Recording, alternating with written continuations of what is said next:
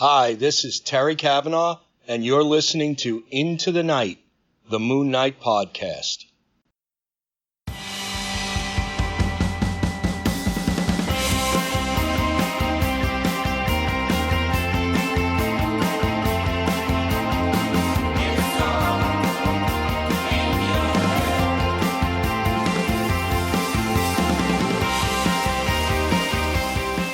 Yes, welcome back, Looney listeners. You are listening to Into the Night, the Moon Knight podcast. This is episode 162. You are with your High Priest of Khonshu, Rey. Thank you for joining us. And with me is a good friend and a podcaster himself, no stranger to the show, the Drop King, Phil. Phil, welcome. Hey, thanks, Rey. I'm sure everyone's sick of hearing me by now. No, not at all. This is going to be... I'm looking forward to this episode, actually, and it's good to have you on board because Looney listeners will be covering an Over the Moon arc review, thanks to the last quarter moon, and so Phil and I will be covering the arc of Marc Spector Moon Knight, issues 35 to 38, Blood Brothers by Terry Kavanagh and Ron Garney. Now, there's also another reason why Phil is here, is because Phil and I, we did conduct a chat with Terry and Howard Mackie, and we'll be playing some excerpts of that chat throughout the show, which will be very exciting, getting a bit of insight into Terry and Howard's, and you'll understand why Howard Mackie kind of is involved in this, how they kind of approached Moon Knight. So a lot of fun there. A big mention also that the Patroonies, our Valley Patroonies, I might as well say it now, a big shout out to Justin, Dustin, Wayne, Josh, James, Russell, and Anthony. Thank you so much for all your support. And the Frenchie and above tier Patroonies will be gaining exclusive access to the full chat, which Phil and I did, which is a lot of fun. I think it's 1 hour, 50 minutes or so. So a lot. We covered a lot more than just Moon Knight. We went everywhere. About Marvel, even about Scarlet Spider, which we'll talk about a bit later, Phil, as well. So anyway, welcome, Phil. Welcome to the show. How are things? What's been happening? It's been ages since we've corresponded. Wink, wink, nudge, nudge. As far as the public's known, yes. No, things are good. Things are going good on the podcast. Well, the two podcasts, Capes and Lunatics Sidekicks. Mm-hmm. Lots of big interviews coming, so. Yeah, look, I wanted to ask anyway, what is in the works, Phil? Look, might as well, if you can divulge in anything, what are some of the projects in Capes and Lunatics and Capes and Lunatics Sidekicks that you can let the listeners know about? Well, towards the end of this month, as you know, Ray's going to join me for a big chat with Mr. D.G. Chichester, who did a lot of Daredevil, wrote a lot of Daredevil in the 90s. Like, I think it's like from issues 292 to 342. Big. Huge. It was that whole Fall from Grace, Fall of the Kingpin, all of that. Yeah. So you and I are going to talk to him. And then towards the beginning of October, Charlie Esser and I are going to talk to Kelly Thompson about her new Black Widow series, because I contacted her because issue 1 just came out, and I was like, "Hey, can we talk?" And she's like, "Oh, maybe." She's like, "If it's okay, can we wait till October?" She says, "We should wait till after issue 2." Oh, so really? I'm thinking something big's coming in issue 2. Yeah. Jeez. So have you read issue 1 yet? I've still got to pick it up. I've got it in my pull list. Yeah, it's pretty good. I mean, It kind of ends with like a whole mystery thing. So yeah, so I'm wondering if issue 2 is like we get the answer and stuff. And yeah, I've been enjoying the last few Black Widow runs. I love the one. Is it the Sosky sisters? They did one. It was a darker one. It was the one right before. I think the one before. Sorry, Kelly Thompson's one is that the Web of the Widow or something like that. It's Jodie Hauser. I think so. I didn't read that one, but she That's was good. in. Yeah, she was in. It wasn't too. I forget when it was. It's been within the last year or two. There was Did you see that Tales of Suspense? I think it was like 100 through. It was like 101 through 105 because it like picked up on that old numbering. But it was like Black Widow, Hawkeye, and Winter Soldier. Oh, nice. Yeah, no, because I'm very much looking forward to Kelly Thompson's one. Big fan of hers. She's just a great writer. I reckon she's probably one of my favourites at Marvel at the moment. But yeah, exciting. But you have a couple of milestones as well, don't you, coming up? Or is that maybe two? No. Yeah, well, towards the end of the year for our Ultimate Recap, we're gonna have the 100th episode. Yeah, we're gonna be doing a live read there, which you're gonna be a part of. So yeah, it should be fun. Yeah, it'll be good. Yeah, so a lot happening there. We'll shout out the Capes and Lunatics and the sidekicks towards our Spector call as well later in the show. For details, Patroonies and Loonies, if you want to get in on that. If you haven't already, I don't know why you haven't, but you should. It's a really fun show, fun 1,000 shows that Phil does. So listen to you, oh well, I'm just the poor understudy to your main actor. Anyway, I forgot to mention as well, apart from our fabulous Patroonies, a big shout out to our two sponsors as well. Hello Headphones, empowering gamers to play at their best, and Dreamland Comics from Illinois, the superhero superstore.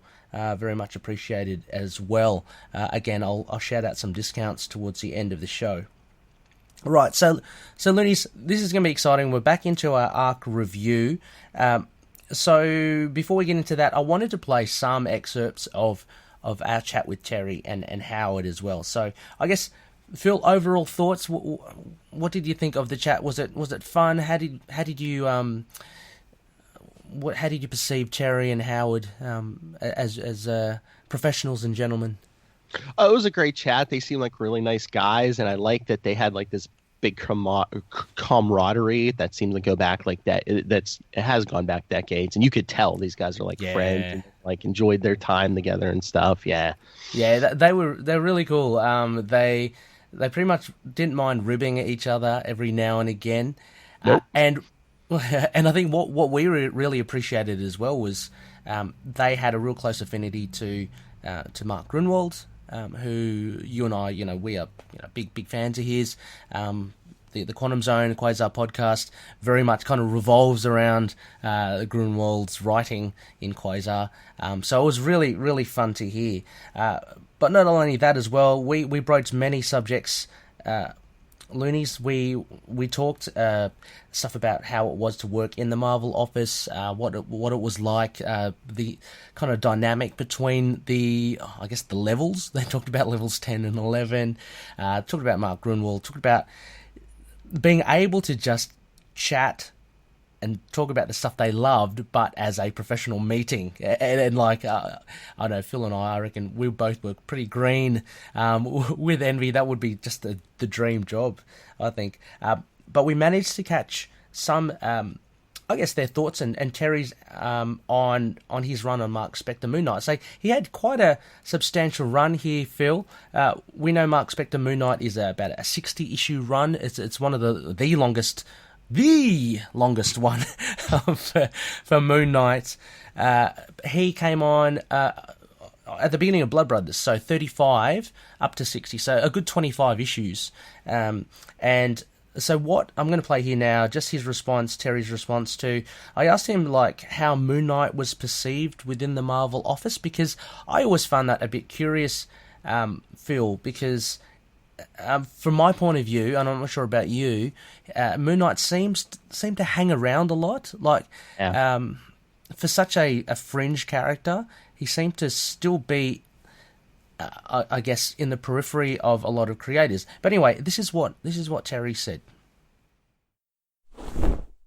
I also know that what we faced from marketing was a perception that Moon Knight wasn't as firmly entrenched in the Marvel Universe as he could have been. Mm-hmm. And I'm not really sure why, because he would appear in other books. There were a lot of crossovers involving him, but I'm pretty sure that's what led to the Doctor Doom story arc. Okay. Like, Doctor Doom is as Marvel as it gets. Yeah. So likely Joey suggested we do a story arc with Doctor Doom. Okay. Again, I can't 100% swear to that, but that seems likely to me. Yeah. And it is true that Moon Knight, whether or not he was as firmly entrenched in the Marvel Universe, didn't seem to inspire the interest of the creators in the industry as much as one would think. If I remember correctly, my entire 125 issues of editing Marvel Comics Presents, no one even pitched an 8-page single issue movie Moon Knight story to me. Wow. I just don't remember there being that kind of interest in the character within the Marvel offices or necessarily from the fan base. Okay, no, that's great to hear, because that was one of the questions I was going to ask earlier on, and like how he was perceived during that time. I would have thought potentially around the 90s and stuff, he would have played into that whole, like, we got the big characters like Ghost Rider, Punisher, Wolverine, the X-Men were doing very well, but like more so the vigilantes like Ghost Rider and Punisher and the edgier characters. Moon Knight, for me, seems to fall into that mold as well, and I thought maybe that had kind of flagged him as a, I guess, a person of interest in the office, the Marvel office. But you're right, I guess there hasn't been too much that he'd popped up, and he always seems to pop up. And he has a I mean, the Marc Spector Moon Knight title was the longest running, so 60 issues. That was, yep. I mean, you don't get that these days. So yes, so that was Terry's response to Moon Knight perceived in within the Marvel office. Quite surprising for me, Phil. I would have thought that, I don't know, it just seemed that he had more in the latter day, I guess. He has really good writers and artists that kind of gravitate towards Moon Knight as a character. So it was quite interesting to hear that Terry, felt it was otherwise. Oh yeah, I mean, it's just, you never really know with those, like, you know, in the early 90s, it's like they had so many characters, so it's like sometimes it's hard to tell, you know, who got the big spotlights were Spider-Man, the X-Men, but yeah, and interesting as well what Terry mentions about, so he alludes to issues 38 and 39, which came directly after the arc review that we're going to do tonight, about Dr. Doom and Joey, the editor. An interesting choice, but I can understand, like, Doom is... It's pretty much I reckon he'd be the face of Marvel, like, villains before Thanos, right? Yeah, I mean, if you really want to test your hero in the Marvel universe, you bring in Doom, yeah. Yeah. So very cool, and we kind of covered that in one of our previous episodes, I think, with Josh Johnson. Really a cool little arc there, 2 issues. But yeah, interesting that there's not much interest at all. I wonder how, before, I guess, the advent of how widespread the internet was, Phil, if there were any pockets of Moon Knight kind of fans. I'm sure there were, but to actually get them to come together would be a bit difficult. Yeah. I mean, and again, these are like the days of, well, pre-internet. Remember those dark days, Ray, before the internet, and, it's crazy. And like before we had like TV shows and movies out the wazoo. How do you, like, how did you do it then, Phil? You know, pre-internet. How did you convene with other comic book fans? Are your friends just naturally, are they comic book fans as well, or? I mean, they're like my friends, like the people I'd go to school with and stuff. I mean, they might pick up a comic every so often, but yeah, back in those days, that's why I love podcasting so much now. It's like back in those days, I didn't get a lot of like back and forth talk with people. This stuff, it was mostly just me, and you know, I liked what I liked. I didn't like what I didn't like, and hey, I picked up a Wizard magazine, so yeah. It was Wizard magazine pretty much. Exactly. Wizard was the internet for me back in those days, and a little bit to an extent, but I was like, you know, like yourself again. Phil and I, we come from the same winery, same vintage. Back in those days, at the LCS, it was back in the day. It was King's still for me. I went to King's all the way back there. So, loonies may know that King's is my LCS of choice here in Sydney. Great, the best store in the universe. Anyway, they were my go-to back then. There was a little banter back and forth, but being like a young teenager, it's not exactly that I'd spend hours, you know, chatting with these full grown-up adults, you know, about comics. I hope not. Yeah, back in like, well, till probably like the mid 90s at least. Like, yeah, I went to I'm sure I don't know if you had them down there, but we had newsstands where it was basically just you'd walk in a store and it would just be racks of like magazines and newspapers. And and like until like the mid 90s or so, I was on, I was at the mercy of the newsstand, because sometimes you go in, the newest issue wouldn't be there of something, or we even had just like spinner racks in like our local grocery stores and stuff. So you really were at the mercy of stuff. We had we call them newsagents over here, newsstands, newsagents. They certainly were my kind of connection to comics as well. But they and incidentally, just briefly, Phil, there's that Camelot, the Iron Man, Doctor Doom, 250. I remember picking that up at my newsagents, but they were like way out of time, you know what I mean? Ironically, it being about the Camelot. A lot of times I go in, I think they were months old. Like, they might have been like, I think I was years old. Yeah, the ones I went to, they might have been like a month behind, because like pick something up, and then like a few days later, if I went to like a comic book convention, and like in those days, any convention I went to is basically just like local stores or whoever just set up tables and stuff. I'd go in and I'd be like, oh, they have the next issue already? How do they have the next issue? Because it was like a month behind. I remember first discovering there was another store, it was called Comic Kingdom in the city. That was the first LCS that I came across, and I remember the first time I went in there going, my God, there's a store for comic books. And like, exactly like you say, like they come out like on time. It's it was really good.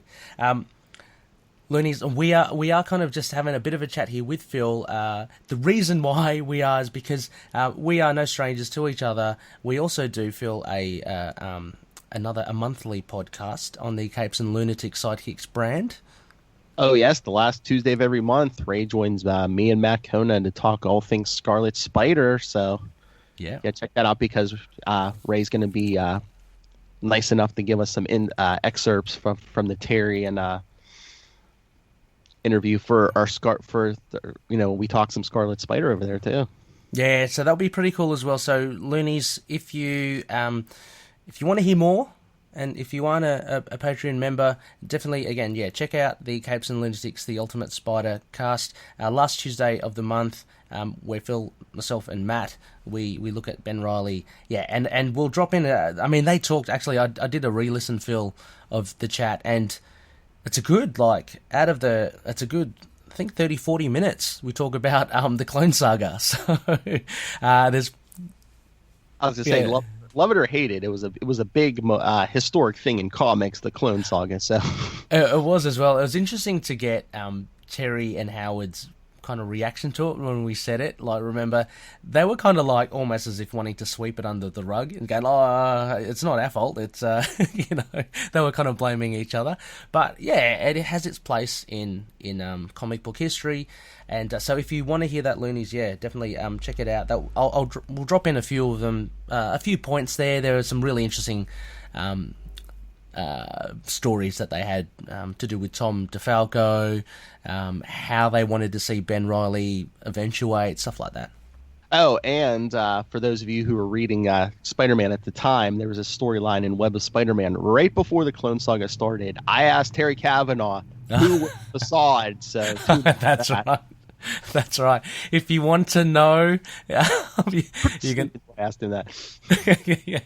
Well, if you want to know, Loonies, if you were like Phil, you're gonna have to tune in to the Scarlet Spider episode to hear Terry's response. Very cool stuff as well. So we've got, geez, Phil, we got plenty. We've got a wealth of stuff from both Terry and Howard. Very grateful to have that, and we'll sprinkle, as I said, Loonies, throughout this show. Now, before we really set ourselves into it, Phil, I might as well drop another little tidbit for the Loonies as well.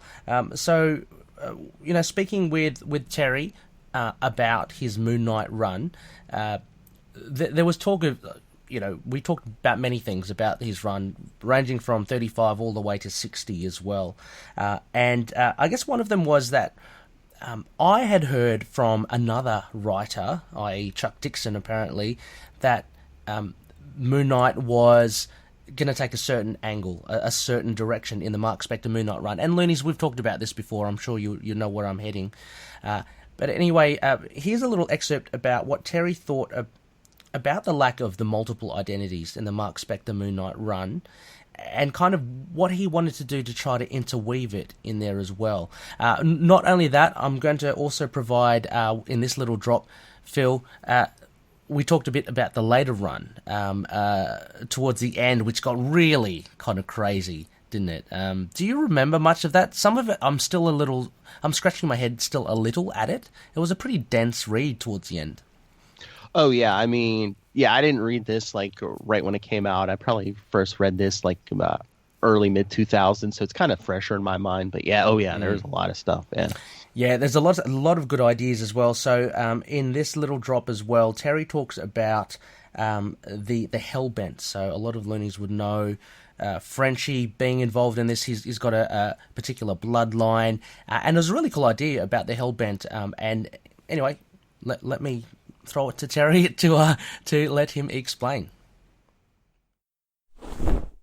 I really enjoyed that multiple personalities aspect of when he was first introduced. I think in the back of the Savage Hulk magazine. Yes, might have been where he was first introduced, with Sienkiewicz doing the artwork and probably Doug Mensch writing it. Yeah. Yes. I always enjoyed that element, but by the time I came on the book, it really hadn't been.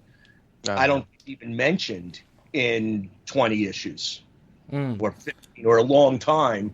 So there was an assumption on my part that the character had moved away from that. It's a little part of the reason I introduced the Shadow Cabinet, because I wanted in some way them to be his other personalities that he was using. Okay. In the back of my mind, it was, instead of having conversations with his other personalities in his head, it was people for him to have conversations with. And Frenchie and Marlene had been the only people he really talked to ever. Yes. In the comics, in my memory. So I wanted to introduce some other people. And I do think, I may be making this up now in retrospect, in the back of my mind, I played with, and I might have contradicted this by the second issue with the Shadow Cabinet. In the back of my mind, I played with, they weren't real. They were other personality manifestations. Oh, wow. Okay. Because they were always just holograms or on the screen, right? Yeah. Yes. And you, speaking of Marlene and Frenchie, you also actually delved into a lot of the Frenchie element as well. He got a whole, man, that was a wild journey with the Knights Templar. Was that a conscious? Was that a push to try to promote Frenchie a bit more? So when I introduced the Hellbent as a species that were basically the descendants of both angels and demons that had come to Earth over the millennia, and then they would reproduce with normal humans. So they were a hybrid species of celestial entities, for lack of a better term, and humans down the line. I wanted them to be a sort of different version of mutants. You could introduce characters with power, and the way you could just say they had an X gene as an explanation for a mutant's power, you could say this was a Hellbent, and that's where that came from. Mark Gruenwald loved that. He loved the name Hellbent. He loved, in a sense, sort of the way Marvel later used the Inhumans to sort of offset so that every other character didn't have to be a mutant. They could be an Inhuman. He just loved it and wanted to play it up more and more. I remember at a party at my apartment, actually, him discussing that with me and just saying, I love that name. We have to use it more. Please keep it going in Moon Knight. And can we figure out a way to somehow make it really integral to some character's evolution and development? So I don't think he and I discussed it being Frenchie at that point, but that's when I came up with the idea of, well, we'll have Frenchie be one of the Hellbent. And I don't even remember if he was one of the Hellbent, but he maybe was someone who was descended from the long line of Knights Templars, and he became Bloodline, just so that he could be somebody very specific to the Hellbent storyline who was already established in the Marvel Universe and wasn't just introduced out of the blue. Okay. Yeah, no, it's a very different time there towards that end of the Marc Spector run. It got really crazy, I'm going to say, but a lot of fun, a whole heap of fun. Yes, so that was Terry just talking about the Shadow Cabinet and Hellbent. I kind of like the idea, Phil, about the Shadow Cabinet. I wish that it was actually played out and they were figments of imagination. That would be really cool. Well, I mean, they could have easily did that because he had it where the Shadow Cabinet would show up as like holograms and stuff. You know, that could have easily been like, oh no, those weren't holograms; those were figments of your imagination that just disappeared. You know, when you were done with them.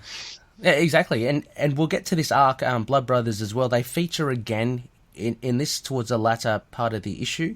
And actually, each time I'm revisiting it and seeing the Shadow Cabinet, I'm kind of warming to them because I reckon also, Phil, and we'll get to it with the arc, there were Terry Kavanagh, actually, he made major strokes in the character. You know, I'll be imagining it in today's comic book industry. If the things that he did back then, he did now, with what we have with previews and, sport, I reckon he would have stirred the pot to no end, you know? Yeah, and the Shadow Cabinet as well, I think it would be a big thing as well. I mean, there would be fans crying out, where is his multiple identities? Where's Jake? Where's Stephen? And if it played out that the Shadow Cabinet were actually figments, I wonder if it would have the same reaction as, say, the Brian Michael Bendis, Captain America, Spider-Man, Wolverine identities, because that was kind of, you could argue, has been kind of crucified a little. Or, I mean, unless, like, you know, when you do a big reveal on the... Because you never really saw their faces, like, at one point, if, like, you know, at the end of an issue, you know, the lights come on and, you know, one of those guys sitting at the table was, like, Jake Lockley or something. Yeah, that would be cool. Yeah. Like, actually, Jake's messing with his head, you know. Yeah. I think there's a lot to play with that as well. And, I don't know, and what do you think about the Hellbent, Phil? I liked it. I mean... It was kind of weird, though, too, because it was just like, I don't know, the title just seemed to take like a weird turn, but I mean, there was so much there, but again, too, you don't know how much like Terry had to like speed things up because issue 60 was coming and stuff, and true. Infinity Crusade was thrown in there because, like, you know, while there are the crossovers, I mean, a lot of times you're like hurting the momentum of books when you like you drop them in there. Yeah, true. I reckon still the Infinity War crossovers in Moon Knight I think are pretty cool. Infinity Crusade, I guess out of the whole trilogy, I'm least knowledgeable on. I don't know, just obviously Infinity Gauntlet is the major thing. Infinity War, you guys kind of covered it in the Quantum Zone, and I really did enjoy revisiting that. Actually, I enjoyed it a lot more now than I did before. It's still not a masterpiece, but it's just fun. Infinity Crusade, I've read kind of the least, and it's least often, and it's and that one's just really weird because like half the heroes are like taken over by the goddess, and it's just you know. Like if you read in a book, all of a sudden it's like, oh, Moon Knight or Spider-Man or so, you know, whoever's acting really weird. And yeah, it's a bit strange. But I do like the idea of Hellbent as well. So I like this idea that Terry says, and it's a shame that we don't get to see more of it. I reckon it would fit really well in with. It's kind of touched a little bit on in the Ghost Rider runs. I'm not too well versed in them all as well, but I know the Jason Aaron run. Just with angels and demons and stuff, and this whole thing. And I like the idea that this could be another avenue of having superpowered people. You know, so you have your mutants, you have radiation, all that sort of stuff, and now you have interbreeding with demons or angels. Pretty cool. Pretty cool indeed. Well, Loonies, White Noise, Phil, I had a little trawl through the interwebs. No news, none that reaches our high standards. Again, I saw an article on Daniel Radcliffe about Moon Knight. Again, I don't know. That's another speculation thing. And what was the other thing I saw? It was it was about a potential. This is not Moon Knight related, but they mentioned Moon Knight in it. A Cindy Moon, a Silk. Apparently, Sony are developing a TV series as well. So, I guess the Moon came up in the Google search, and that's why that came in. But no news, Looney. Unless you have anything, Phil. No, I think unfortunately the show's probably going to be. I mean, they never had a date to begin with, but it's probably going to be delayed just because Falcon and Winter Soldier and WandaVision, everything else, I think are delayed because of everything going on in the world right now, and those Phase 2 shows like Moon Knight and She-Hulk are probably going to be delayed a little bit. Yeah, well, I hope they don't backtrack and go the way of Ghost Rider and go, oh, hang on, no, we're not going to do it anymore. So we'll have to just wait and see, I guess. All we can do is keep on writing in, shouting, and worshipping Khonshu, that sort of stuff. Anyway, Phil, we've got a bit to get to with this arc. It's a nice four issue length arc. So let's get to it. We'll throw to a break. And when we come back, Loonies, Phil and I will go through Terry Kavanagh's introduction into the Marc Spector Moon Knight run with Blood Brothers. See you soon. Tell me his name again. Thanos.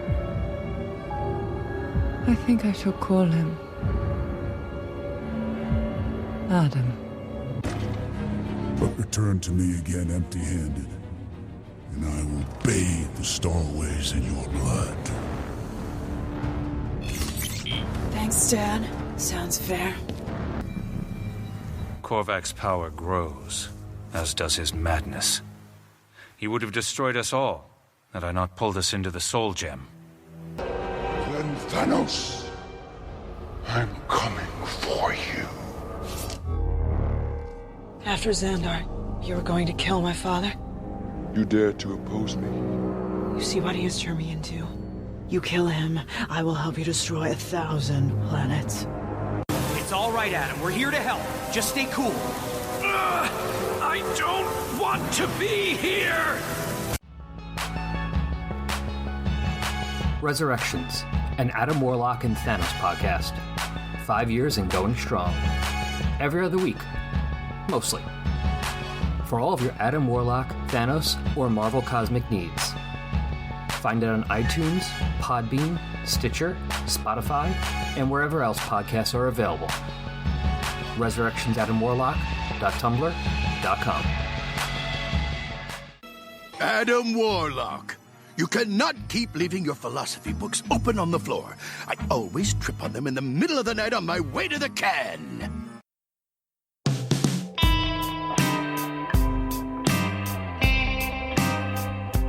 Yes, welcome back, Looney listeners. You are listening to Into the Night, the Moon Knight podcast. This is episode 162. I am joined by the Drop King, Phil, and we are here for an Over the Moon arc review. Phil, this is exciting. How was your, just briefly, how was your reread? Did you enjoy it thoroughly? Were you surprised, or did you remember stuff that you didn't, or how was it? I mean, I needed a little bit of a refresher. It's been at least a few years since I read this. I mean, I enjoyed it. Again, it was a good story, but it was the early 90s, so of course you get a Punisher guest star. Yeah, of course. Yeah. True. It has all the bells and whistles of its time. But before we get into that as well, again, I thought I'd drop something in again from the chat we had with Terry Kavanagh and Howard Mackie. And this is one of your ones, Phil. You actually shot this one over to them. It's basically, let's play it. It's basically, you asked him about Moon Knight and the distinguished competition, DC's Moon Knight.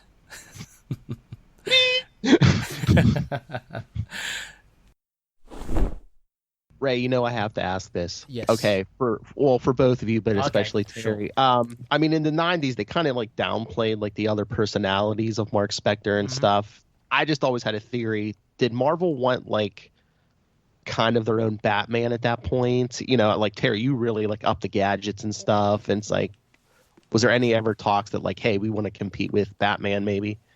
There was always talk in the industry that Moon Knight was Marvel's version of Batman, but there was never any instruction that I recall from an editor or editor-in-chief or anyone that I was working on the book with to make him more like Batman, or even to downplay the multiple personalities. All right, there you go.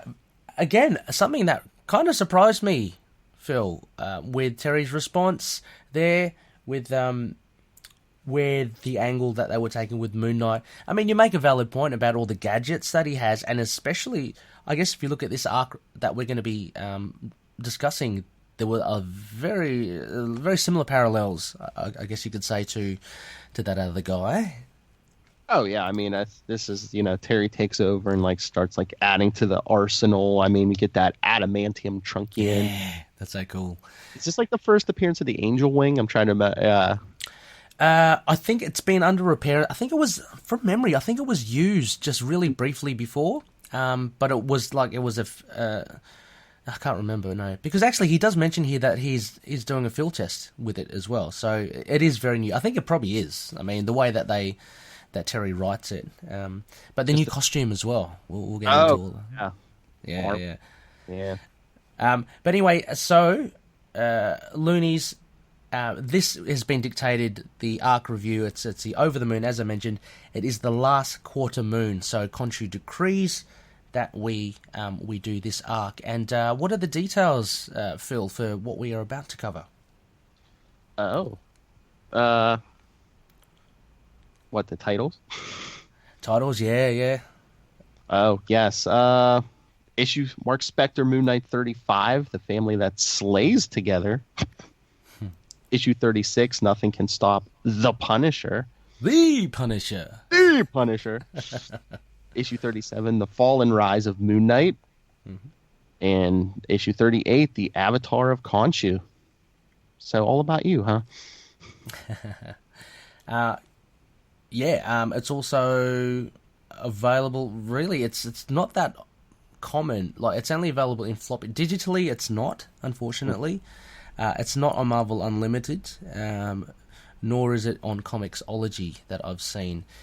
So you may have to do a little digging, nudge, nudge, wink, wink, loonies, on the interwebs if you want to try and find a digital copy there somewhere. But it's mainly in floppy. There have been no trades released. We are all waiting with bated breath on some sort of Marc Spector Moon Knight omnibus or complete collection.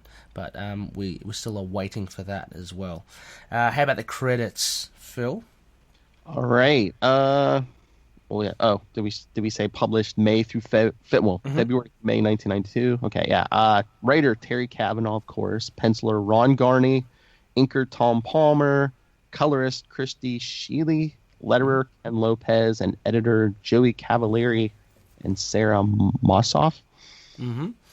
Yep, and so for loonies that haven't been privy to these discussions before, what we'll do is, after obviously Phil has mentioned the credits and the details, we'll go through a bare bones, which is basically a synopsis, and this is a pretty broad one, and it's a little bit lengthier because we're trying to cover 4 issues. I've truncated it. It's courtesy of Wiki.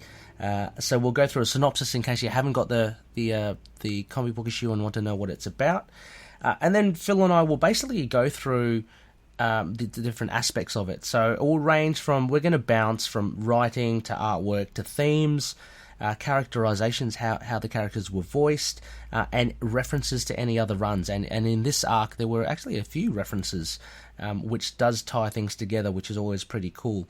And finally, after that, Phil and I will base our moon rating, either Phil, the vanilla rating, or we can do Khonshu's rating system. Which one will you pick tonight? Oh, I like Khonshu's rating system. Yeah, we'll go for that. All right, well, okay, I'll just to be different, I'll go the vanilla then, and you'll get yours. So, all right, well, loonies, this is the synopsis. This will be for all 4 issues. Here we go.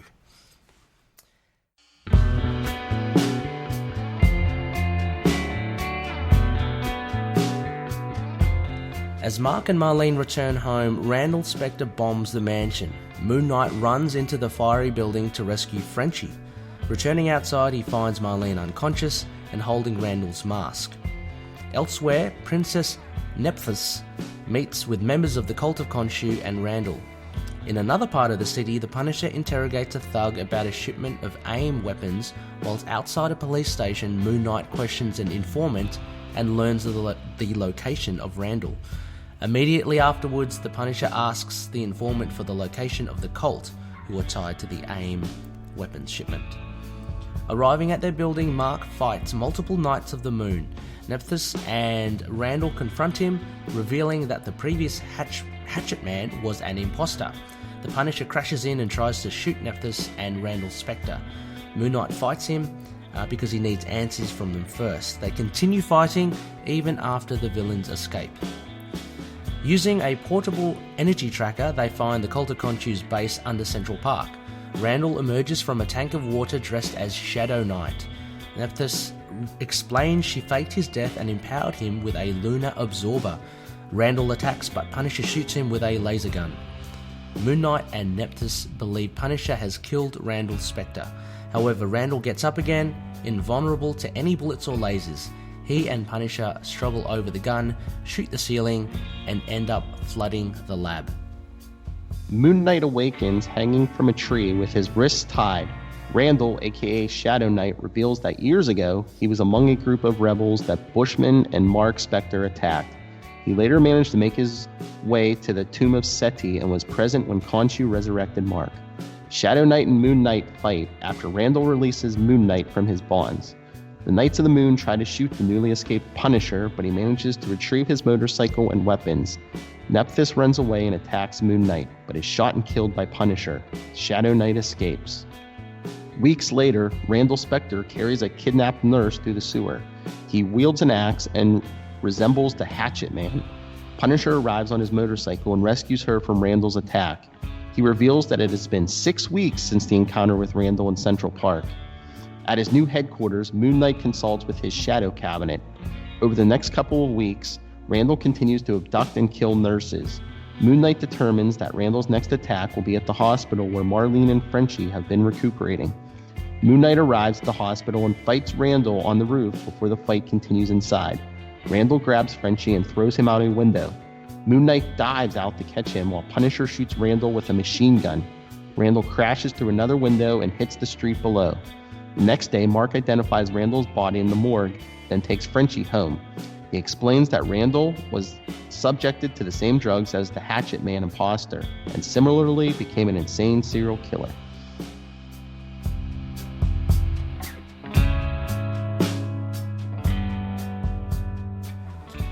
Yes, Looney, so there you go, a summary of those 4 issues. Now, there's a lot more to it than that, but hopefully that gives you the gist of the arc. Very much, obviously, Blood Brothers, Marc and Randall, the 2 feuding brothers, and as Phil said, Punisher thrown in for 90's good measure. All right, well, overall impressions, Phil, you mentioned you enjoyed it as well. Look, I really enjoyed it as well. I think it's probably one of my favourite arcs in the Marc Spector Moon Knight run, because I think there's such a nice combination of not only there's a lot of meat to the story here, but also Ron Garney and Tom Palmer's artwork. Man, I mean, I think I remember when you guys were on with Anthony Sitko from Capes on the Couch, and Anthony's top Moon Knight artist, I think, was surprisingly Ron Garney, and you know, he's a fantastic artist, but there were so many great artists, so it was a little surprising to hear that, but I can understand it by looking at this. Very solid ink work, the characters look great, the fight scenes were fantastic. So no, I really enjoyed it, and as I mentioned before, I think Terry Kavanagh really stirs the pot here with the lore of Moon Knight. In hindsight now, because, you know, we've had a lot of series afterwards, it's fine, but I'm sure this would have ruffled plenty of feathers. New Raider comes on and basically this sets up the whole new status quo, which basically is going to carry you through the rest of the series. And just the whole thing with Randall Spector, it's like, oh no, he didn't die, you know, and just... Yeah, well, let's start with that one then. This is one of the first big kind of retcons, I think, that Terry Kavanagh does. Very interesting. So what we find in this arc is that the Hatchet Man that we know from the Hulk magazine, really great story there. Marc encountered him in Central Park. That actually wasn't his brother. It was an imposter. And so we get the real Randall Spector here. I know. What are your thoughts on that? Did that kind of irk you a little, or how did? I mean, I wasn't really tied to those early issues. I mean, I hadn't read them. I knew I'd read them later on. It's interesting, but I could see how that could, longtime readers could be like, "Oh, really?" But it's like. Yeah. It's not like the Hatchet Man was like a big player, all throughout Moon Knight's history. It was like one story. So yeah, I could see Harry maybe wanted to play with Randall Spector, and it's like maybe make this guy a little more of a legend in the Moon Knight rogues. Yeah, well, I mean, I think arguably, as you say, Randall Spector hasn't featured too much in the Moon Knight canon. Which is a shame, because I think he's a really interesting character, having that kind of brother and the feuding brother thing. And arguably, I'd say as well, this is probably the best representation of Randall Spector that has been written in the canon. I mean, I really did love the Hulk magazine story as well, because he was very vicious there, but he's very vicious here as well. Like, there were bodies just littered. There's one time there, I think, when Marc's in the Moon Cave, and he's trying to work out where Randall's going. And he's like, all right, so what? 5 women were killed this week. Then a few days later, 4 women were killed. Then 3, then 2. Oh, so he's got to have only 1 woman. Like, he is just killing a plenty. And then when they go to the hospital, more nurses were killed. Which also kind of reminds me as well, I had to have a little chuckle, Phil. The nurses, as brilliant as Ron Garney is as a drawer, they looked to me like they were all dressed up in Halloween costumes as nurses. They had the little nurse hat with the red cross at the top. I mean, so he's just killing the naughty nurses. Okay, exactly. So that was one of the big things. It's a retcon of Randall Spector, but like I said, I enjoyed this new take on it as well. Now, what do you think of the other? Okay, the other big thing, sticking with Randall as well. So what he's done, he's fleshed out Randall's origin. So he's actually expanded on the Marc Spector origin as well. We all know Bushman and Marc Spector, Fallout, Marc left in the desert, Temple, Marlene. But now Randall is involved in it. Yeah, I mean, you see this sometimes in superhero lore, but it is interesting. That's just like, I was there the day of the origin. I could have been the Moon Knight, Yeah, well, it's interesting, isn't it? I mean, and not only that, and this leads into one of the biggest things, I think, and I would imagine this totally would have pissed off a lot of people, is the 2 Khonshu's. Apparently, so there are 2 Khonshu's now, and the Khonshu's were feuding brothers, which parallels Marc and Randall, and so apparently I think Marc inadvertently steals the power from Randall, which is why Randall has the shits with Marc and wants to always kind of seize the power and take over the mantle. What did you think of these 2 Khonshu's then, Phil? This is big stuff. This is one of the details I'd forgotten about until my reread. I was thinking, it would be interesting for modern day. What if Jason Aaron picked that up? What if Marc's not working for his Khonshu right now in Avengers? Oh, nice. No, I'm thinking right now. You're talking about that. I'm thinking about Anthony Sitko's, and I'm going to credit Anthony Sitko's fanfic for this. This was rife for Randall to be taken up by Set. Like him being an avatar of Set. Feuding deities, feuding brothers, that would have been cool. But yeah, two Khonshu's. I was surprised. Again, I totally forgot about this little thing, and it has been conveniently forgotten, I guess, in Moon Knight lore. Except for, and again, my memory of Shadowlands is a little hazy, but Shadow Knight pops up again there. Yeah. I'm not sure how Randall is resurrected, but I I don't think they mentioned 2 Khonshu's in it, but these were big strokes from Terry Kavanagh. So, yeah, interesting indeed. Look, I'm going to play another little clip from our little chat with Terry, and this is tying into actually Moon Knight, the Avatar of Vengeance. Maybe not. He is known as something else. So let's just play this and have Terry explain.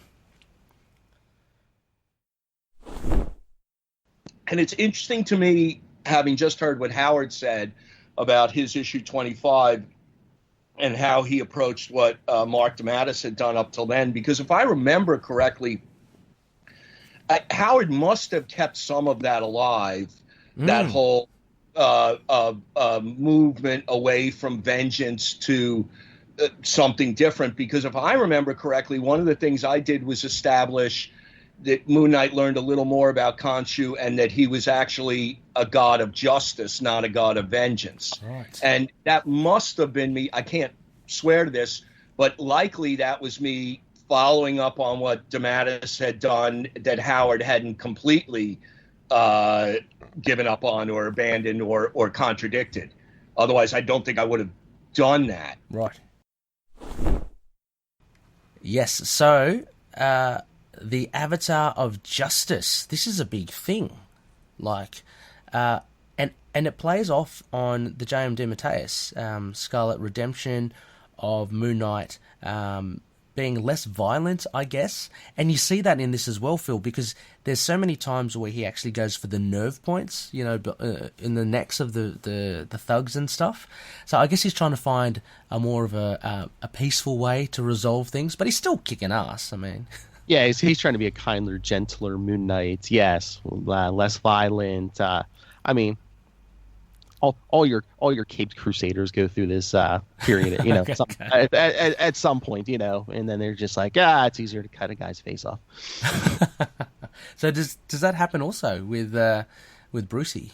I mean, yeah, but I mean, Beep has done that a couple times. I mean, again, it's like, you know, when he first shows up in the, 1939, like Lil likes to say, he's like hanging guys off the bat plane and stuff, and, throw them in, car crushers and stuff. But then it's like, in the 40s, then they tone it down for the kids, and, and then once, of course, that 66 TV show comes out, he's a kinder, you can see violence, biff, bam, pow. Yeah.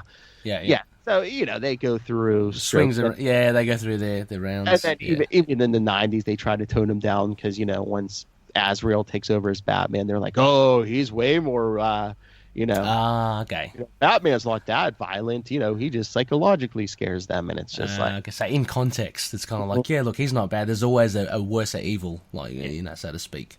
Right.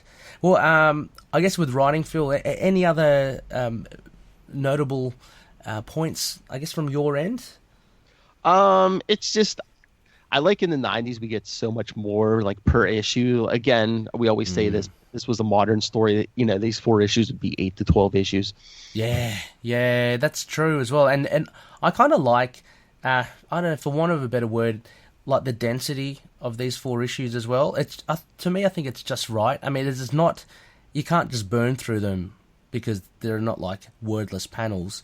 But there's enough in there, but it's not too overbearing. Like I found it totally interesting to actually read through all that stuff, and they get into the whole thing about this whole thing where Marc tries to figure out where Randall's movie's next, and there's a lot of text involved in that. There's a lot of talking with the Shadow Cabinet, but I don't know. I find that all quite engaging. Interactions between Punisher and Moon Knight, they always have biffs. They're kind of like old mates or something. Oh yeah, and the interaction between him and the Punisher, and then again you could see if you binge read 4 at once, you see the big changes Terry's setting up, new equipment, new headquarters, Shadow Cabinet. Yeah, you see all the big stuff coming.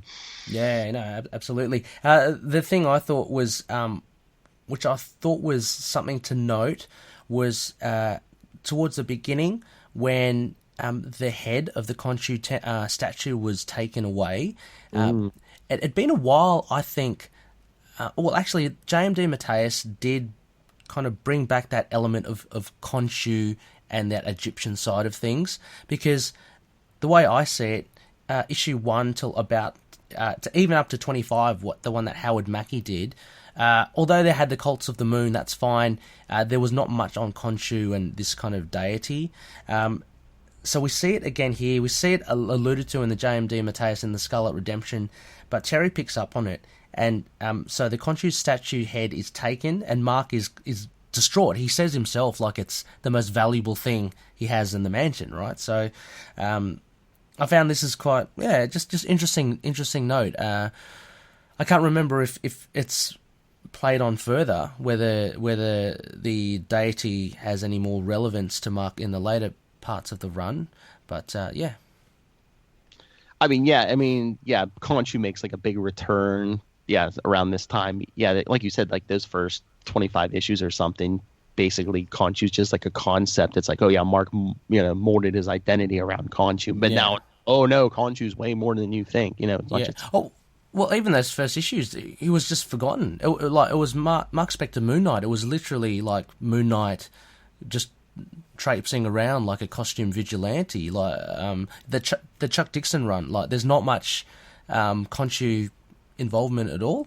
I'm trying to remember. The statue might have been sitting there. Did they do that in the first issue? I can't remember. Like he might just using the Khonshu statues as an excuse to like retell the origin, or just Yeah.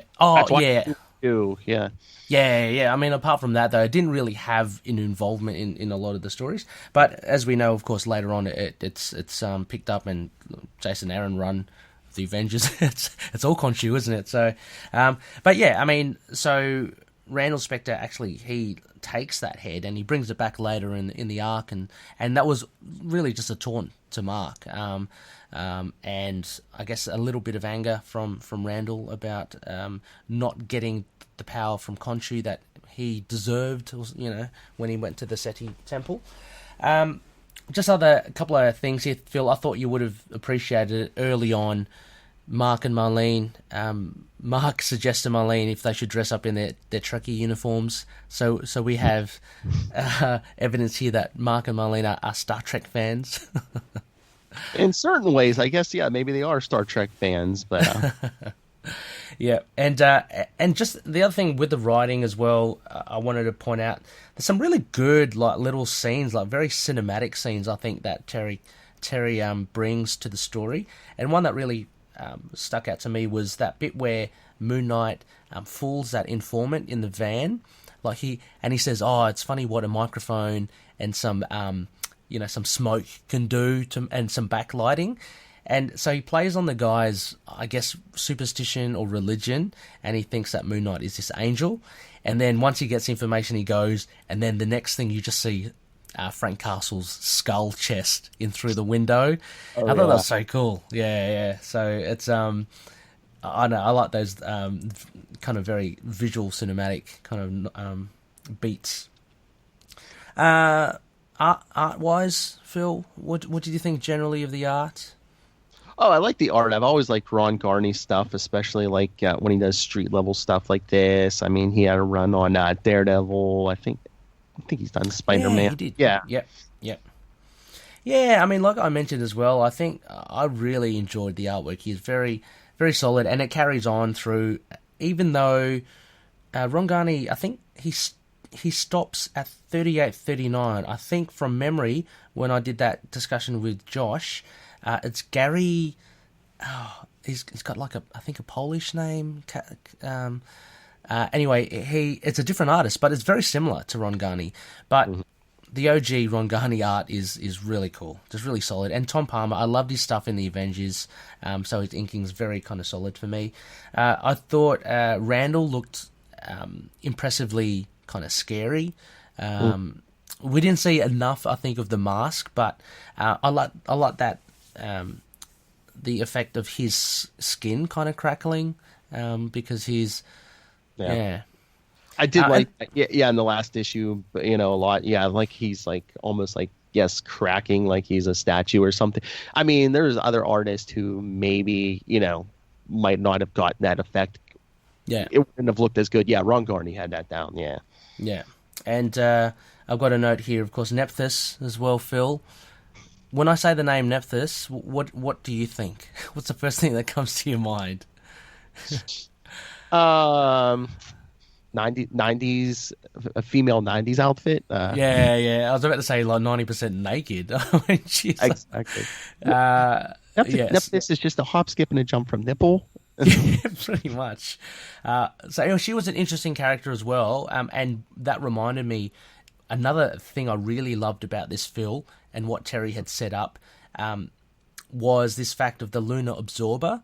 Like the planets had to align, the moons had to be in a certain way on that certain night for Randall to actually get that power, to absorb this I guess moon power, Khonshu power, and that's how he gets it. I was going to say, next to the Punisher guest appearance, the most 90s thing in this story, the lunar absorber. Yeah, exactly. Which is really cool. So anyway, I love that aspect of that. It explains why he's invulnerable, and it gives him a little backstory. That's what I feel lacks with Randall Spector.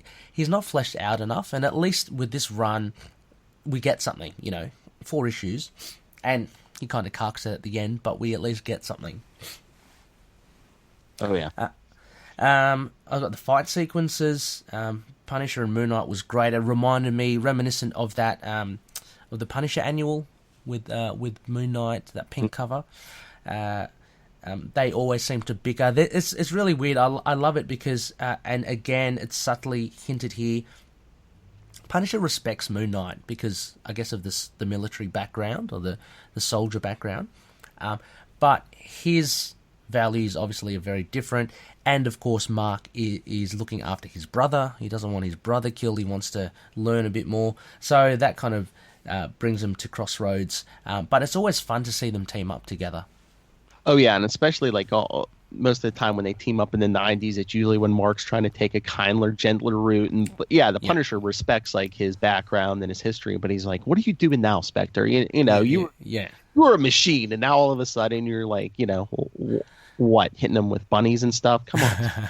Yeah, it's slightly different from Punisher, say, and Daredevil. Like, I think Punisher's got maybe less respect for, say, Daredevil, if I can say that. He's got a bit more respect for Marc, but Moon Knight, in essence, is kind of doing the same as Daredevil. He's not going to, although now these days, he's not going to, he's going to tear off a face or something. He's going to. I think even back here, Punisher was like, "Oh yeah, you weren't afraid to drop some bodies back in the day, yeah." But Daredevil's just always no killing, in my city, and going to bring you to justice. And Punisher's like, "Yeah, okay." Yeah, no, absolutely as well. And or just art-wise as well, I love that scene of them in the sewers or the underground. They're both wearing the night goggle version. That was a nice little thing, and they're wading through the water. That was pretty cool. And the Punisher cycle as well. You can't go wrong there. Thoughts then, Phil, actually on art on the Angel Wing? What do you think of that? We've been through many iterations of the Mooncopter. What do you think of the Angel Wing? I mean, I like the design, but it is like a slap in the face to Frenchie that, he has like this autopilot and stuff. Yeah. I mean, unless that's a sign to come that, Terry had bigger things in store for Frenchie besides just being the pilot. Yeah, true. I mean, poor Frenchie again, just jump to characterizations. He gets incapacitated again. Because you and I actually, Phil, we did a moonwalk. We did a read-through of issue 34, which was just before this. It was grudge match of Frenchie taking on Killer Shrike. He was fine then. He suited up. He beat the hell out of Killer Shrike. Then we see off-panel, actually at the very beginning of issue 35, when the mansion blows up, Frenchie's unconscious and he's wheelchair-bound again. So poor Frenchie can't seem to get a break. Well, yeah, he was down. Wasn't he down working on? It was either the Mooncopter or the Angel Wing. Yeah, and the house just it's blown up above him. Yeah. So he just recovered from being injured from Killer Shrike. He just recovered. He got his vengeance on Killer Shrike, and then he's back in a wheelchair. Poor Frenchie. I mean. Well, yeah, I think Terry's sidelining him again because we're getting the Angel Wing, we're getting the Shadow. Now we're giving Marc a reason to be more dependent on the Shadow Cabinet when it comes in. True. Yeah. Yeah, true. And just with art again, like we mentioned the costumes, I think this is an awesome costume. He's got the shoulder pads, again, very 90s, but adamantium. I like all his gadgets, actually. Even there's a bit of a play with the moon cave, with how he kind of triangulates Randall's location. He had like a hologram. That was pretty cool as well. And there's actually even a description at the beginning of Spector Corps buying up all this real estate, and actually all the buildings interconnected. I thought it was really cool. And there's a big dome over it, so it kind of explains how he can fit all his gadgets and stuff, secret in there. So, that's pretty cool.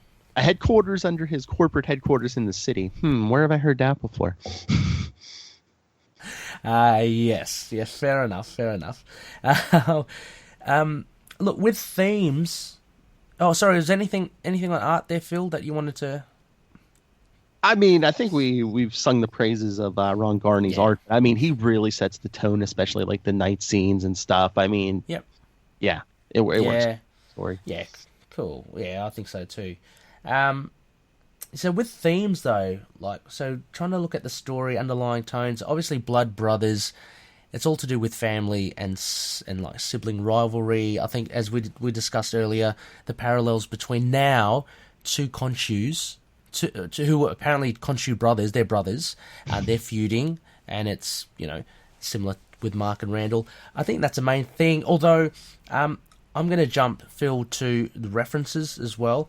What I found this is really cool, and the way it ties into. The Knights of the Moon, the Cult of Khonshu, right? So, this whole thing about... Basically, they're a terror organisation, and they've been used before as well. So, I guess it's not really a theme, but it's just the main part of the story connects with... so, it connects with Marvel Comics Presents 31, actually, which was the first time, I believe, Terry Kavanagh edited it, and I think Howard Mackie wrote it. I can't remember. Or Terry wrote it. Anyway, that was... Oh, no, Howard Mackie did. He wrote it. It was the Knights of the Moon, and it had Plasma in there as well. And then that was continued on in Marc Spector Moon Knight 25, which was penned by Howard Mackie. And anyway... Here's another opportunity, Phil, to drop a little bit of a tidbit from our chat. So we did talk to Howard as well about his involvement in Marc Spector. And here's Howard just describing his time writing issue 25, which incidentally is one of my favourite Moon Knight issues. Let's play it. Then in April 1991, and this is what I'm going through chronological, 91, Marc Spector, Moon Knight 25. So this was your pen story for Moon Knight. So what was your take on the character? So you obviously had a really firm grasp on Ghost Rider, which you introduced into the issue. Introduced some characters from that Marvel Comics Presents 31. How did you approach Moon Knight? Well, this much I do remember, and as a matter of fact, as we're speaking, I am holding the double-page spread, page 2 and 3. Oh, I know which one. Yes. That issue in my head. I had just pulled out a whole bunch of original art for a separate reason, and when the art came back, Mark Bagley, the artist, on the issue, had given it to me as a gift. So I literally have it in my hands right now. But the way that came about, I think is a semi-humorous story. But at that point, yes, I'd been doing Ghost Rider, and had drifted away from my humble Iron Man, Chuck Norris and his Karate Commandos beginnings, with quite a few Hawkeye stories thrown in there, but they had a different flavor than Ghost Rider did, and so now I was starting to get a reputation as the Ghost Rider writer, and the writer before me Marc DeMatteis, J.M. DeMatteis, who's a phenomenal a phenomenal writer. I have a habit of following him on things because he was prior to my relaunch of Ghost Rider, he was the last writer of Ghost Rider, about 10 years before, or maybe not even 10 years. But anyway, but Marc has a very different approach, certainly to comic books. I mean, brilliant writer. But he tends to write a more philosophical comic book than I do. And I remember what he was leading to with the ending of his story was Moon Knight, getting away from the vengeance game and becoming, he was even like his fighting style. I think he wanted him to use more like a Aikido type fighting style where you were going to be, re-diverting your opponent's energy, and it was going to be, much less punching, hitting, vengeance. Yes. And so he was off the book, and he had finished his story, and Danny Fingeroth wanted somebody, I guess I was more of a marquee name at that point because of the success of Ghost Rider. And so Danny had approached me and said, are you interested in Moon Knight? And I said, I can't take on another book right now. I was doing way too much. And he said, well, what about just doing issue 25? It's a double-sized issue. I really want to draw attention. It needs something special, and DeMatteis is done with his story. And I said, okay, Danny, I'm not really up to date on what Marc was doing. Let me read through the issues, and I'll see what I can do. And so I read the issues, and I saw what Marc was doing, and it was very well done, but it wasn't really me. And so I said that to Danny. I said, Danny, I can't do that. That's not my approach to comic books or to Moon Knight. And Danny said, oh, well, no, you don't have to stick with what you do. So I always say my issue 25 was essentially a double-sized issue that said, nah, I'm not going to do that, and get back to punching and hitting, and then literally bringing another spirit of vengeance into the book. So that was really, and I mean, I liked, I like the vibe of Moon Knight in general. I also like, a white costume set against a dark sky. I mean, there's so many parts of that character that I could have easily seen if I didn't relaunch Ghost Rider at the time, that I would have been drawn to writing a Moon Knight arc, because that, he is my kind of character. But it really was just that one issue that I approached or that I did, and that was my approach to it, was just to put the lie to all these great stories that Marc DeMatteis did. But that's what happened. I don't believe Marc held it against me. Oh, good. All right, so that was Howard Mackie's his experience writing Moon Knight, and how, I guess, J.M. DeMatteis influenced how he decided to take or to portray Moon Knight in that. Although, Phil, having said that, though, I did a little bit of a background check.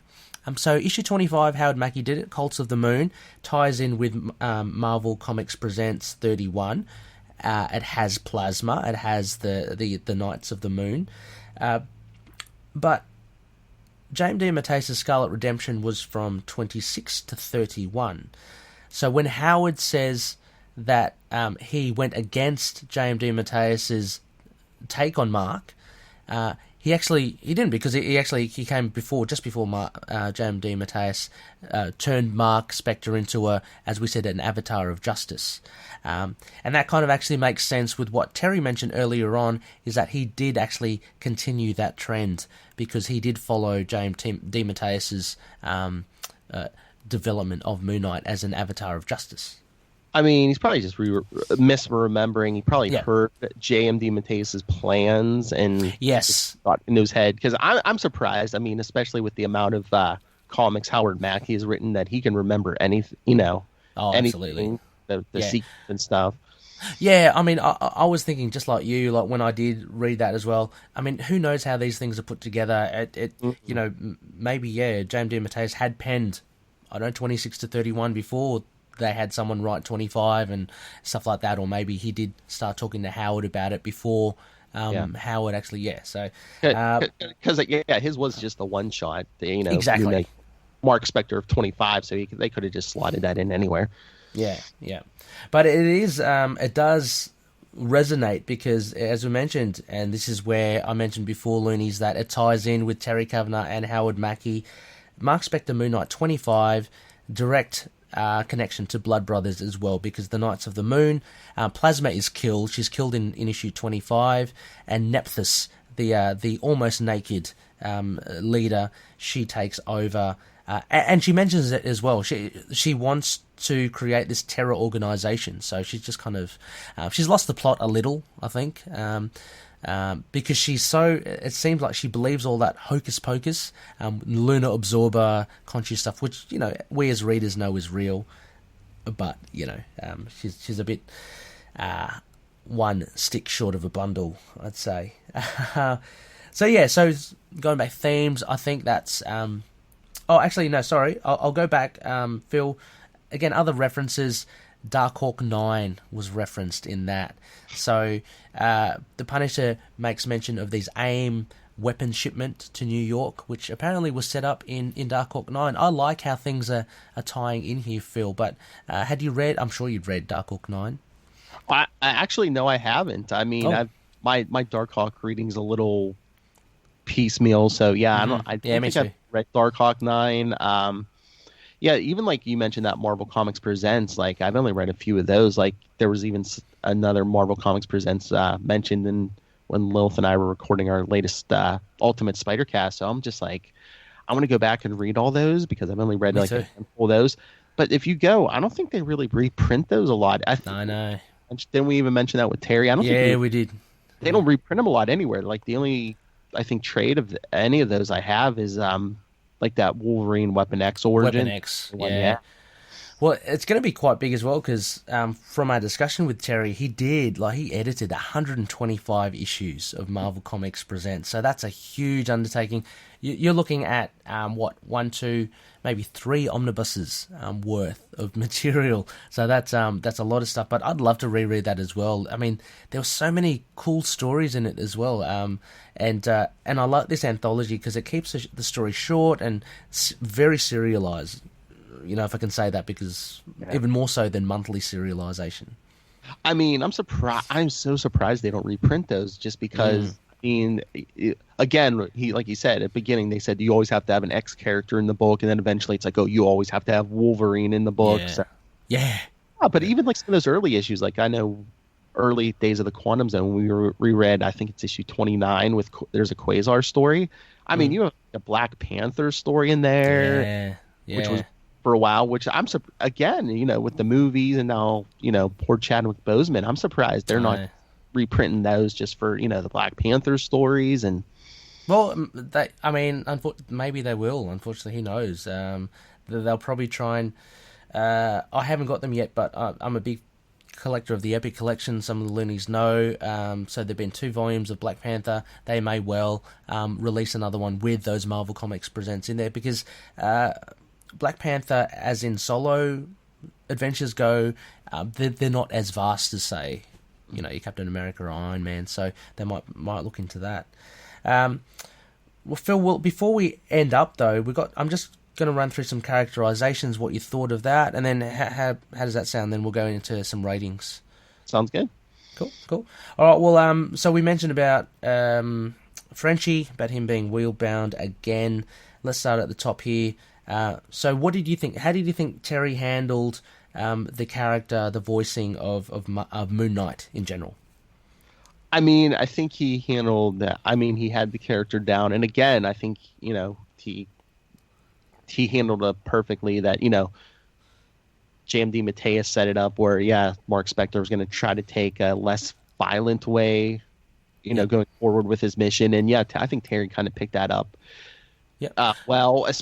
And even like mixing it in with, so I'm going to find new ways to, try to do this, new weapons, new headquarters. Yeah. Yeah. I think he really attacked, so to speak, like Moon Knight's character with vigor. I think he really started to try and create and shape Moon Knight in the way he wanted to.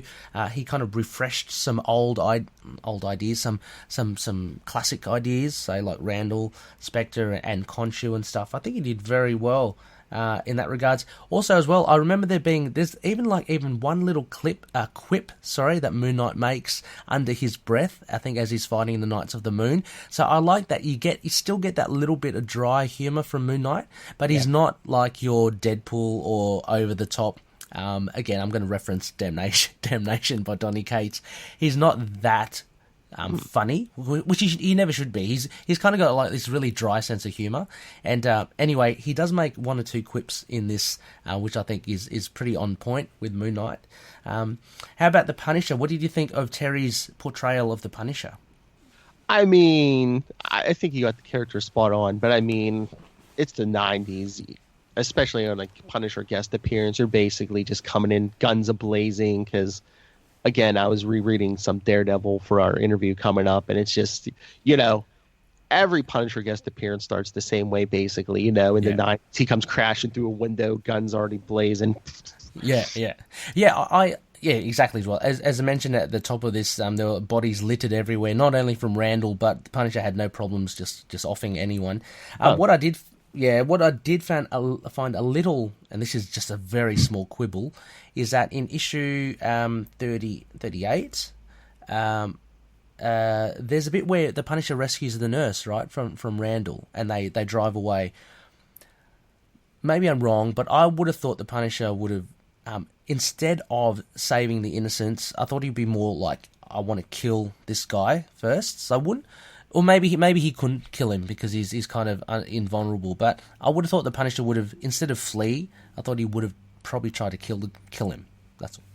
I think sometimes, especially when he's guest starring, I mean, it kind of gets overlooked, or just some people just have the Punisher as this bloodthirsty killer. But I think a lot of times he sees innocent people. He thinks of them all, like his family. It's like, my family were innocent. They were caught in the wrong place in the wrong time. So I think, a lot of times the more well-written Punisher, he's like, okay, let's get the innocents out of the way, and now I kill everybody. Okay. Yeah, no, that's a fair point as well. No, true. No, fair enough. I reckon also as well, I think from memory again, because I'm just like flicking through it in my mind, there was a bit as well where it was pretty on the nose as well. I think the Punisher says, you haven't learnt pain unless you've like lost family members who were shot in Central. It's like, okay, we get it. Yeah. A little quick refresher for anyone that doesn't know the Punisher's origin. Okay. So I mean, a lot of times, he'll, someone will say something and he'll be like, oh, they were innocent, kind of like a woman and children playing in the park at the wrong place at the wrong time. So anyway, that was a... how about Randall Spector? I mean, so again, we haven't seen much of him. He was only in the Hulk magazine. Do you think he was rounded out well enough as a villain? Yeah, I think, again, we got him, Terry intertwined him through Moon Knight's origin, so that... But again, it's like 90s mustache twirling villain. Oh, I faked my death. Yeah, I mean, again, and deaths mean nothing in the comic universe, but... I would have loved that he kind of hung around a little bit more. I was a little disappointed that he died, and it didn't. Not necessarily had to be so, but he didn't die in a grand enough fashion for me. He kind of just fell, and then he was dead. But it was interesting at the end, though. We did see the was it the coroner? Yeah, some shadowy figure. So it opened it up a little bit that he may be resurrected. Yeah, that's how I wonder if Terry was setting that up. Yeah, for a resurrection. It's like, Randall's in pieces, but hey, little lunar absorber, and he'll be. Yeah, it was very weird. It was very off-putting, I think, the way that he died. Like, he was very brittle. Like, you saw him on the autopsy, the slab. His, like, leg is kind of crumbled and stuff. It's a very inhuman kind of way. But, yeah, no, I think he was great. I think he was, as I mentioned, I think this is the strongest version of Randall Spector that we have.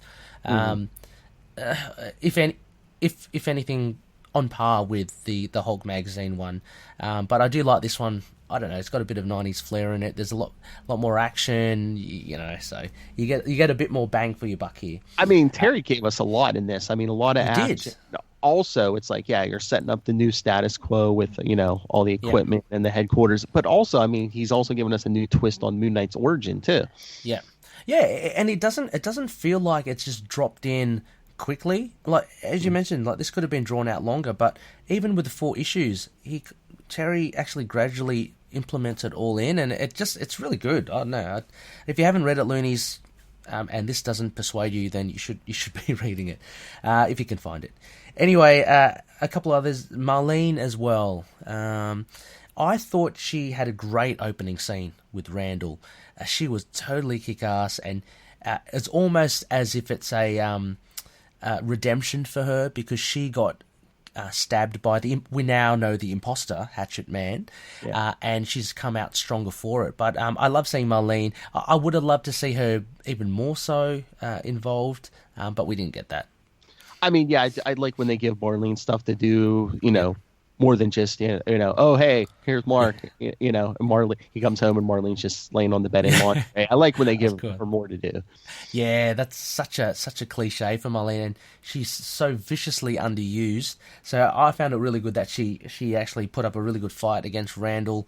Unfortunately, she didn't get to better him. But and she ended up in the hospital, basically. But it would have been fun if she at least teamed up with Marc a bit more. I thought would have been good. That would have been a good bit if she would have like dressed up like a nurse to get it, you know, try to draw him out. Well, we get that. We even get bloody the Punisher dressed up as a nurse in there. Remember? And the I love the security guards. Yeah, it takes all kinds. Yeah, yeah. Jeez, that nurse looked like the bloody Hulk because he was so big. Yeah, can you imagine that? But no, I think that was fun. Yeah, but Marlene, not even just a nurse, maybe just her just in a stealth suit or something. I just love to see her just, you know, because she's known to be the Deus Ex Machina, you know, she's known to pull Marc out of the fire. So, but you know, it was fun to see her anyway. Look, I'm going to skip the Knights of the Moon, Phil. I don't think there's really much there, how they were portrayed. They're just thugs. They're just like your AIM or your Hydra. There's not much more other than the Nephthys, which I think she was... this is her first and only appearance. Yeah, well, yeah, definitely. But yeah, basically she was just using Randall to try to get power. Yeah. Yeah. All right, well, unless there's anything else, Phil, that you can think of, we can go to our rating system. That's fine with me. Cool. All right, well, I'll leave it to the guests first. And Phil, based on Conishue's rating system, patented rating system, Conishu, thank you very much. What would you give Marc Spector Moon Knight issues 35 to 38, Blood Brothers, The Ark, as a whole? I wanted to do the Conishu rating system because, I mean, well, spoilers. Before I even saw your rating, I think I gave it the same thing. So I was just like, okay. So I know he's probably going to do the vanilla rating system, so let me do the Conishu rating system. So yes, I gave it a big 8 out of 10. So I gave it a big, beautiful yellow man. Excellent. Let me just plug that in before I forget. I'll put that in the show notes as well. Big, beautiful. I'm just going to put in there. 8 out of 10. Awesome. That's a very high score, and no surprises as well, Phil. You can see it on the prompt sheet. I give it an 8 out of 10 as well. A good old waxing gibbous. Yeah, this had it for me. I mean, you and I know, Phil, the 90s can be really up and down. You can have some really good issues. You can have some atrocious issues. For me, this is really spot on. Like 4 issues. We get a new status quo. We get new costume. Everything feels organic. I just loved it. And it's a shame. I hope... I would love that some of these elements that Terry introduces would be picked up, like in later runs. But unfortunately, like the way we go now, looking at the Lemire and Bemis run and all that, I think it's largely forgotten. Yeah, and it's so weird because he is like a rich billionaire, and it's just like, yeah, sometimes they like treat him almost like he's Daredevil, just like very street level. And because like the Terry stuff, I get it. It's like you're a billionaire in the Marvel universe in the 90s. Why wouldn't you add adamantium to everything? Yeah, exactly. He actually exploits that. And Marc Spector Moon Knight does about Spectacle. If anything, it exploits the Stephen Grant element quite a lot. So yeah, a lot. I'd love to see more of this two Khonshu's thing. Actually, that might be a bit of a hot take, but I think that's pretty cool. Like, and actually having Randall come back again with this origin kind of in place, that would be just brilliant. So yeah, 8 out of 10. Loonies, go check it out if you can. Hunt down your bargain bins for them, or the floppies, or your back issue section. That's the best way to get it, and hopefully we get a complete collection at some point. Just quickly, Night Lines, any feedback? Only one bit of feedback here, Phil. I'll give it a shout out anyway. It was on our Facebook page from Mike Quinn, Looney Mike Quinn, and he says, Marc Spector Moon Knight was my favourite Moon Knight series. Well, Mike, you know, that is a very valid comment. It is such a fun run, and there's a lot to pack in those 60 issues. Like, you know, Phil, Quasar, 60 issues as well. So much happens over the course of that. Yeah. So thank you very much, Mike, for that as well. Spectacles, just a few shout-outs. What I want to do as well, again, a last bit of excerpt from our chat with Terry and Howard. I'll let Terry and Howard talk about their company called Inksmith, which I think is an absolutely awesome idea. So here it is from Terry and Howard. I will say, just a side note, I have an upcoming Ghost Rider project that's and theoretically going to be coming out in October. It's supposed to come out in July, and then again, pandemic. So now, I don't mind. An October release is just as good for me, especially given that it's Ghost Rider. That's cool. But I'm reunited with the original Ghost Rider artist that I worked with, Javier Altares, and it's just a one shot. But it will be out in I think, all things go well and we don't shut down again in October. Okay, cool. And Terry? Also, we should mention that Howard and I consulted on a project for Disney Plus last year. Okay. Marvel Hero Project. Which you can find on the Disney Plus streaming network channel, whatever it's called. We consulted on that. It was a lot of fun. It was interesting. We consulted on the custom comic books that were created for the kids that were spotlighted in the series. And Howard and I have launched a new company now called Inksmith, Inksmyth. Snuck the word myth into it. You can find it at inksmith.com. We create custom comic books. Oh, wow. As gifts for people. We thought this was a particularly appropriate time to launch. Oh, that's awesome. Since people still want to celebrate others, but can't necessarily get together and do it in the way they would with a party.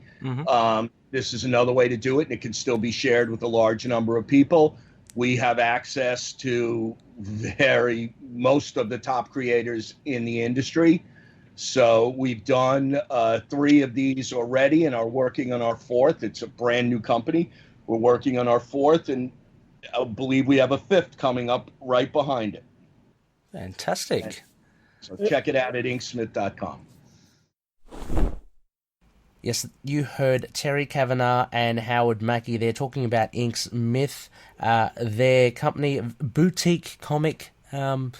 Phil, this is awesome. Such an awesome idea. You know who I saw was one of their clients? John Krasinski.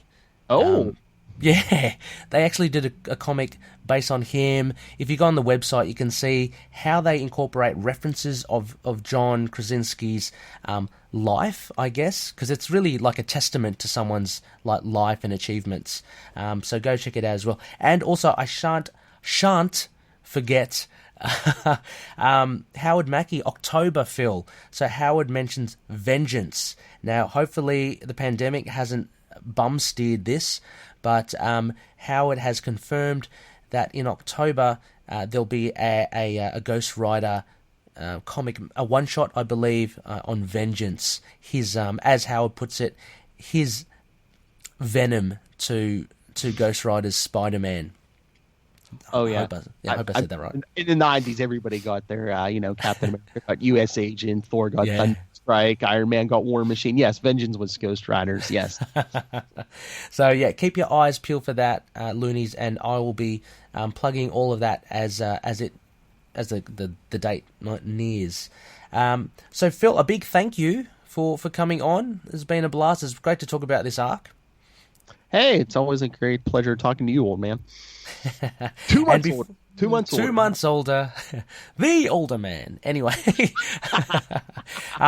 Can't let you go without just hearing about where people can find you and a plug for all your great shows. So why don't you tell the fair loony listeners? Well, of course, yeah, you can hear us talking, like Ray says, way too much on the Capes and Lunatics podcast and the Capes and Lunatics Sidekicks podcast. Go subscribe to that because, yes, that's where Ray was gracious enough to give me more audio for of our talk with Terry and Howard. So if you want to hear all about the Clone Saga, check out the next episode of Ultimate Spider-Cast at the end of the month. And just stay tuned to the podcast for our interviews with DG Chichester, Kelly Thompson, and even towards the end of October, for UTC fans, we're gonna my co-host Kristen and I are gonna be talking to Cal Higgins on his New 52 Nightwing run. So nice one. Because you had Devin Grayson, right? On not that long ago. Yeah, awesome. Oh, yeah, that's love it. That's great stuff. Awesome stuff. All these details, Loonies, will be in the show notes where you can contact Capes and Lunatics, or where you can find their shows as well. A little recommendation from me: go check out their shows which drop on YouTube, or actually go check them out on the live stream and troll them while Phil does the show. It's heaps of fun. We have a YouTube channel. You could please go subscribe. But you can watch the live stream on our Facebook page and or our Twitter page, our Twitter account. So, yeah, excellent stuff. All right, then. Next phase, Loonies, episode 163. We're back, baby, with Moon Knight. So it's going to be a waning crescent.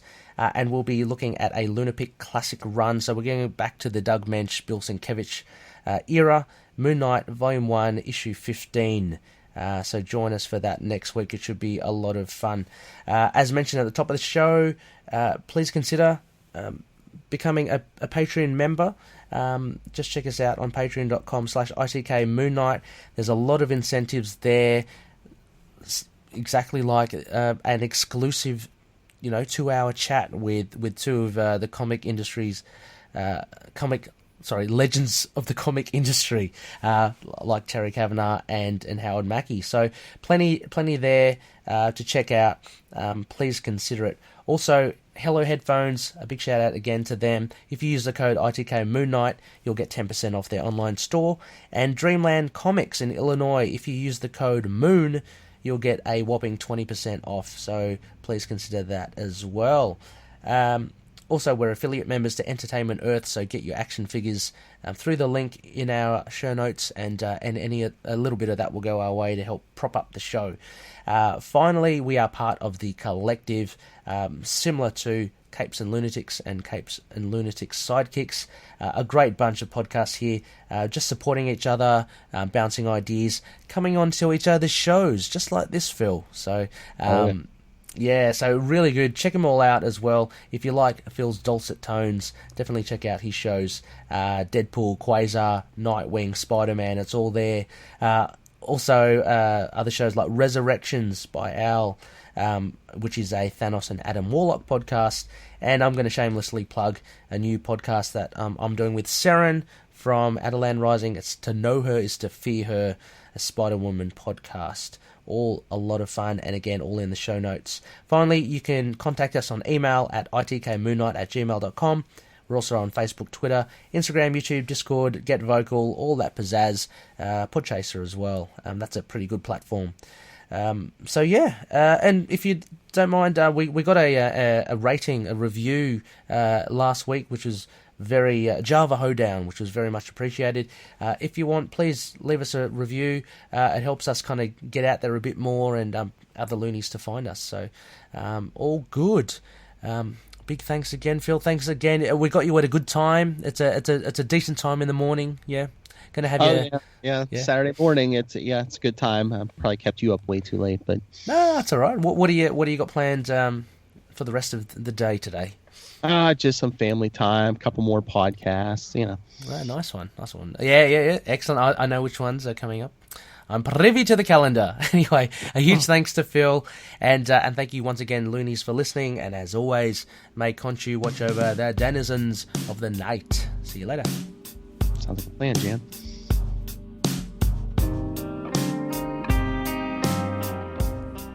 Moon Knight and affiliated characters, stories and events are properties of Marvel Characters Incorporated. Materials used and discussed within the podcast are intended for critique and review purposes only under the fair dealing concept of the current Copyright Act. The views, information, or opinions expressed during the podcast are solely those of the individuals involved and do not necessarily represent those of the copyright owners.